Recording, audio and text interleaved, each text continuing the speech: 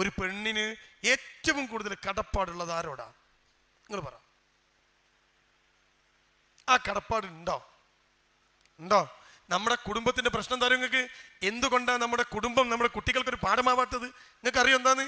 സംസാരമില്ല. കുടുംബത്തിനകത്ത് സംസാരമില്ല. ഭാര്യയും ഭർത്താവും തമ്മിൽ സംസാരിക്കൂല. കൗൺസിലിങ്ങിന് വന്ന് പറയാ, സാറേ ഭർത്താവാണ്, എന്താ പറ്റിയേ? മുണ്ടില്ല. ഞാൻ പറഞ്ഞ ആശുപത്രി കൊണ്ട് കാണിക്കി, മുണ്ടണ സാധനത്തിന് വല്ലതും പറ്റിയിട്ടുണ്ടാവും. അല്ല, എന്നോടും ഉണ്ടില്ല, ബാക്കിയൊക്കെ മുണ്ടുണ്ട്, ഉമ്മനോടും പെങ്ങളോടും ഒക്കെ മുണ്ടുണ്ട്, എന്നോടും ഉണ്ടില്ല. നല്ലൊരു മനുഷ്യൻ, ഒരു താടിയൊക്കെ വെച്ച്, ഒരു മുഖത്ത് പുഞ്ചിരിയൊക്കെ ഉള്ള ഒരു പാവ മനുഷ്യൻ, ഇവളോട് മുണ്ടില്ല. അപ്പൊ ഞാൻ അയാളെ വിളിച്ചു വെച്ചു, നിങ്ങൾ ഇരിക്കി, ഇവിടെ ഇരിക്കി. അയാൾ ഇരുന്ന്, എന്തൊക്കെ വർത്താനം? സുഖം തന്നെ. നിങ്ങളെ വർത്താനം എന്താ? സുഖം തന്നെ ഒക്കെ ചോദിച്ചു. ഞാൻ ചോദിച്ചു, നിങ്ങൾ മുണ്ടൂല അറിഞ്ഞു. അപ്പോൾ മൂപ്പര് ചോദിച്ചു, ആരും അറിഞ്ഞു? അപ്പൊ നിങ്ങളെ ഭാര്യ. ഞാനപ്പോൾ മുണ്ടു, നിങ്ങൾ ഉണ്ടില്ലേ?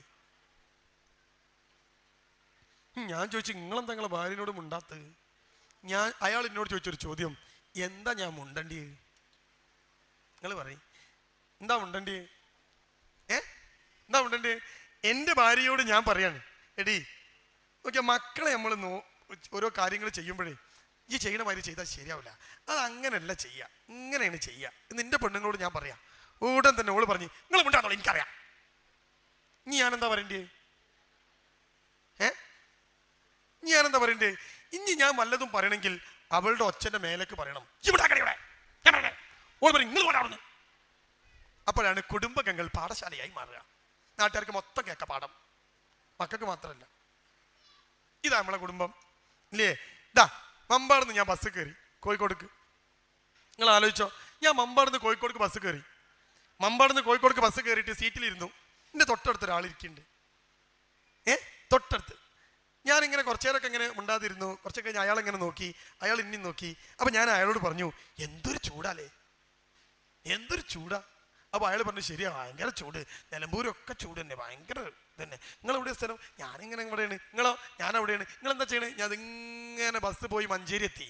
ആപ്പയ്ക്ക് വർത്താനം സജീവം. പൈഞ്ഞ മഴയ്ക്ക് എന്താ വെള്ളം, കാമ്പിളി. നിങ്ങളെ നാട്ടിലൊക്കെ കയറിയോ? ഇത് എൻ്റെ കയറില്ല, എൻ്റെ വീട്ടിലൊക്കെ കയറിയാ ഫുള്ള്. ബസ് കൊണ്ടോട്ടി എത്തി, ബസ് കോഴിക്കോടെത്തി.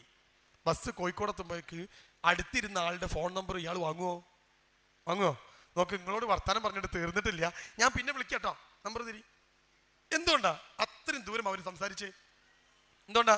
ഇയാൾ പറഞ്ഞ സംസാരത്തെ കേട്ടിരുന്നത് കൊണ്ടും ഇയാൾ പറഞ്ഞതിനോട് പോസിറ്റീവായിട്ട് പ്രതികരിച്ചതുകൊണ്ടാ.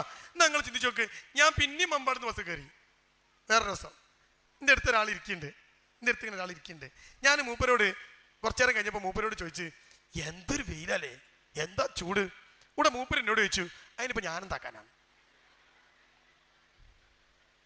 ആ ബസ് കോഴിക്കോടല്ല, കൊയിലാണ്ടി അല്ല, കണ്ണൂരല്ല, കാസർഗോഡ് എത്തിയാലും ഞാൻ ഉണ്ടോ? ഇത് തന്നെ നിങ്ങളെ പുതിയാപ്പിളങ്ങോട് ഉണ്ടാത്തത്. നിങ്ങളൊന്ന് ആലോചിച്ച് നോക്കിയല്ലേന്ന്. കണ്ടോ നിങ്ങൾ? ഒരു മനുഷ്യനും മറ്റൊരു മനുഷ്യനും തമ്മിൽ ഉണ്ടെങ്കിൽ കമ്മ്യൂണിക്കേഷൻ എന്നതിന് പറയാം. പഠിച്ച കുട്ടികളുണ്ടാവും ഇവിടെ, ചോദിച്ചു നോക്കി നിങ്ങൾ. സെൻഡർ റിസീവർ എന്നൊക്കെ പറയും. ഒരാളിങ്ങനെ ഹലോ എന്ന് പറഞ്ഞാൽ മറ്റേ ആള് ഹലോ. ഒരാൾ ഹലോ അറിയുമ്പം അവിടെ തീർന്നത്, പിന്നെ ഹലോ ഇല്ല, ഉണ്ടാവുമോ?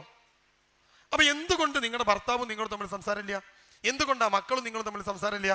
സംസാരം നീണ്ടുപോകണമെങ്കിൽ ആ സംസാരിക്കുന്ന ആളുകൾ തമ്മിൽ പോസിറ്റീവ് റെസ്പോൺസ് ഉണ്ടാവണം. ഞാൻ പറഞ്ഞു, നിങ്ങൾ ആലോചിച്ച് നോക്കി എങ്ങനെയല്ലേന്ന്. അപ്പൊ നമ്മുടെ കുടുംബത്തിൽ എന്ത് പാഠമാ പ്രിയപ്പെട്ടവരെ നമ്മൾ പഠിക്കേണ്ടത്?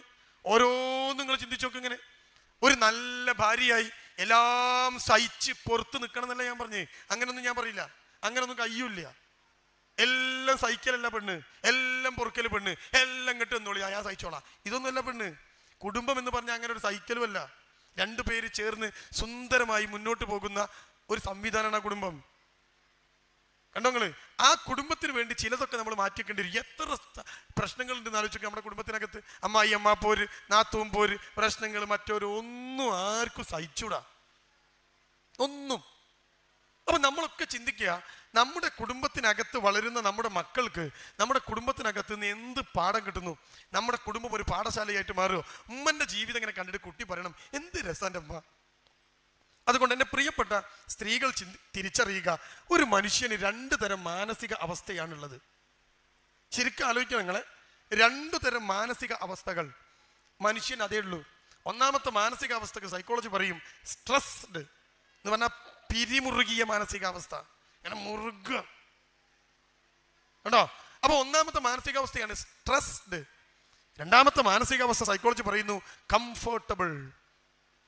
എന്തോ ഒരു സുഖം എന്നറിയോ, കംഫർട്ട്. പുതിയാപ്പിളന്റെ വണ്ടിന്റെ ഒച്ച ഇങ്ങനെ കേൾക്കുമ്പോൾ വരിണ്ട് വണ്ടാറും. ഇങ്ങനെയാണോ നിങ്ങൾക്ക് തോന്നിയേ? കഴിഞ്ഞ കഥ. എന്നാലോ മൂപ്പരെത്തി, ഒരു സന്തോഷം. എത്ര ആക്കുണ്ട് ശരിക്കും സന്തോഷം? നിങ്ങൾ ഉണ്ടാക്കണമൊക്കെ ഉണ്ടാവും. ശരിക്കും മൂപ്പരുണ്ട് വന്ന് കയറിയ ഒരു സന്തോഷം. മക്കൾ സ്കൂളിൽ വരികയാണ്, ഒരു സന്തോഷം. നാളെ രാവിലെ സ്കൂളില്ല, പാടച്ചോനെ എങ്ങനെ ഇറ്റിങ്ങളൊക്കെ സഹിക്കുക മക്കളൊക്കെ. പാരൻസ് മീറ്റിങ്ങിന് ഒന്ന് ചോദിക്കുക, ഞായറാഴ്ചയും കൂടി നിങ്ങൾക്ക് ഒന്ന് തുറന്നൂടെ, എന്തെങ്കിലും ഫീസ് വേണമെങ്കിൽ കൂടുതൽ തരാം. എന്തിനാ? കുട്ടികളെ വീട്ടിൽ നിർത്തിക്കൂടാ. അപ്പൊ അമ്മ ഇങ്ങനെ പിരിമുറുകയാണ്. എന്ത് സുഖത്തിൽ ജീവിക്കാറിയോ നിങ്ങൾക്ക്? കുറച്ചൊക്കെ ക്ഷമിക്കേണ്ടി വരും, കുറച്ചൊക്കെ സഹിക്കേണ്ടി വരും, കുറച്ചൊക്കെ മാറ്റിക്കേണ്ടി വരും. ആര്? നിങ്ങൾ മാത്രമല്ല, ഭർത്താവും ഭാര്യയും ഒക്കെ. എന്നിട്ടോ പരസ്പരം അങ്ങോട്ടും ഇങ്ങോട്ടും സ്നേഹിക്കാനുള്ള ഒരു മത്സരമായി നമ്മുടെ വീട് മാറണം. അപ്പൊ നമ്മുടെ കുടുംബം എന്ന പാഠശാലയിൽ നിന്ന് കുട്ടി പഠിക്കേണ്ട ഒന്നാമത്തെ പാഠം സ്നേഹത്തിന്റെ പാഠമാണ്.